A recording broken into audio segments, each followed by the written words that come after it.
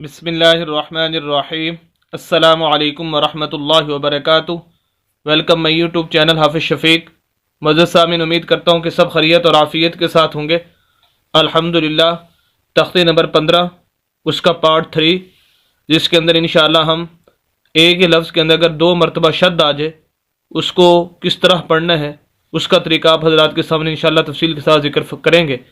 और उसी के साथ साथ ज़बर ज़ेर पेश, 2 ज़बर 2 ज़ेर 2 पेश, खड़ी ज़बर खड़ी ज़ेर उल्टा पेश, हरूफ मद्दा लीन, वक्फ साकिन कलकला गुन्ना, और इसी तरह लफ्ज़ के आखिर में वक्फ करने का तरीका इंशाअल्लाह तफसील के साथ आप हज़रात के सामने ज़िक्र करेंगे।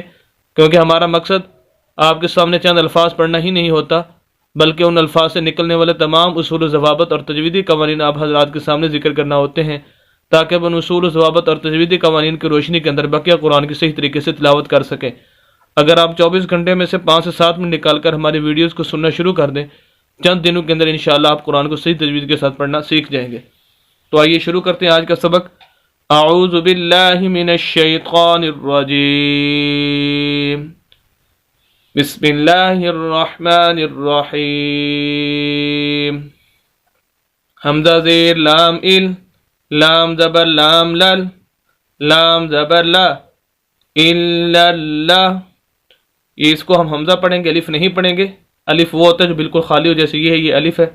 लेकिन जैसे ही उसके ऊपर या नीचे कोई हरकत आ जाए, यानी ज़बर ज़ेर पेश में से या 2 ज़बर 2 ज़ेर 2 पेश में से या मद शद कोई चीज़ भी आ जाए, तो फिर वो हमज़ा बन जाता है, अलिफ नहीं कहलाता। हम इसको मिलाएंगे लाम के साथ, क्योंकि लाम के ऊपर ये शद है, ये शद की अलामत है। जो भी शद वाला लफ्ज़ होता है वो 2 मरतबा पढ़ा जाता है। एक मरतबा शद से पहले वाले लफ्ज़ को शद वाले लफ्ज़ के साथ मिलाना होता है, और दूसरी मरतबा उस शद वाले लफ्ज़ के खुद ऊपर या नीचे कोई ना कोई हरकत ज़रूर मौजूद होती है, उसके साथ उस लफ्ज़ को पढ़ना होता है। तो इस वजह से हम हमज़ा को लाम के साथ, और लाम के ऊपर खुद ज़बर है उसको, और फिर उसी ज़बर को हम मिलाएंगे आगे लाम के साथ। दरमियान में इस लाम के आगे अलिफ, ये वाला अलिफ, ये दोनों खाली हैं, इनको नहीं पढ़ना।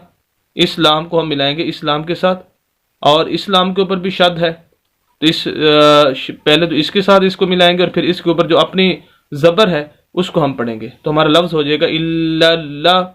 एक तो ये हो गया शद, कि शद को कैसे पढ़ना है।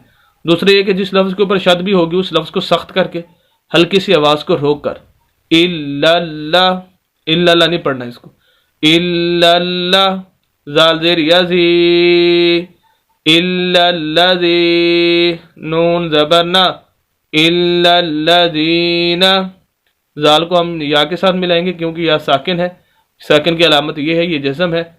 जो भी हर्फ साकिन होता है वो खुद ब खुद नहीं पढ़ा जाता, उसको हेल्प की ज़रूरत होती है पिछले लफ्ज़ की, तो ये ज़ाल उसकी हेल्प करता है, या जो भी उससे पिछला लफ्ज़ होता है वो उसकी हेल्प करता है साकिन हरूफ की। आगे नून के ऊपर ज़बर, नून ज़बर ना, इल्लल्लज़ीना। हम ये ज़ाल को खींच रहे हैं या के साथ मिलाकर, वजह उसकी ये कि या मद्दा है। वैसे हरूफ मद्दा 3 है, अलिफ मद्दा, वाव मद्दा और या मद्दा। या मद्दा की अलामत और निशानी है कि ऐसी या साकिन जिसके पिछले लफ्ज़ के नीचे ज़ेर हो, या साकिन पिछले लफ्ज़ के नीचे ज़ेर, उसे या मद्दा बोलते हैं। उस लफ्ज़ को खींचा जाता है। इल्लल्लज़ीना, वक्फ करेंगे। यहाँ पर लफ्ज़ पूरा हो चुका है, आखिरी हर्फ नून है, नून को हम साकिन कर देंगे। और यही तरीका है कि जब आखिरी लफ्ज़ के ऊपर ज़बर ज़ेर पेश या 2 ज़बर 2 ज़ेर 2 पेश हो, तो उस लफ्ज़ को जब वक्फ किया जाता है तो वक्फ की हालत में उस लफ्ज़ को साकिन कर दिया जाता है। तो इल्लल्लज़ीना से हमारा लफ्ज़ हो जाएगा इल्लल्लज़ीन।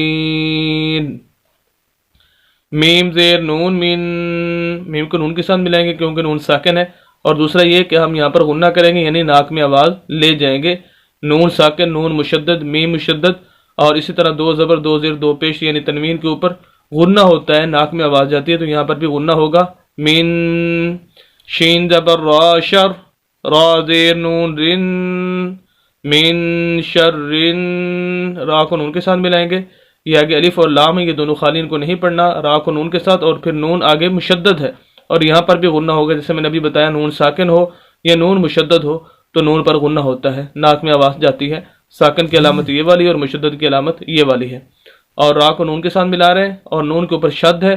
फिर उस ज़बर को हम, नून के ऊपर जो ज़बर है उसको मिलाएंगे आगे फ़ा के साथ, क्योंकि फ़ा के ऊपर भी शद है। नून ज़बर फ़ा नफ़, फ़ा खड़ी ज़बर फ़ा, नफ़ा, सा खड़ी ज़बर सा, नफ़ा सा। 3 हरकतें होती हैं, खड़ी ज़बर खड़ी ज़ेर उल्टा पेश, جہاں پر بھی کھڑی زبر یا کھڑی زیر الٹا پیش آ جائے اس لفظ کو لمبا کر کے پڑھتے ہیں، جیسے کہ فا کے اوپر بھی ہے اور سا کے اوپر بھی ہے، دونوں کو کھینچ کر پڑھیں گے۔ من شر النفاثات، تا زیر تی، نفاثات، من شر النفاثات۔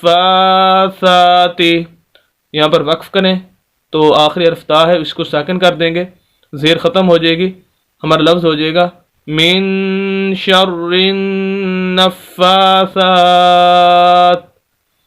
تو یہ ایک لائن جس کے اندر 2 الفاظ تھے ہم نے پڑھے۔ امید کرتا ہوں کہ ان کو آپ خوبی سمجھ چکے ہوں گے۔ مزید اسلامی ویڈیوز کے لیے اور قرآن کو صحیح تجویز کے ساتھ پڑھنے کے لیے ہمارے یوٹیوب چینل حافظ شفیع کو ضرور سبسکرائب کیجیے، صدقہ جاریہ سمجھ کر ہماری ویڈیوز کو شیئر بھی کیجیے۔ ملتے ہیں نیکسٹ ویڈیو کے اندر کل انشاءاللہ، اجازت دیں، اللہ حافظ۔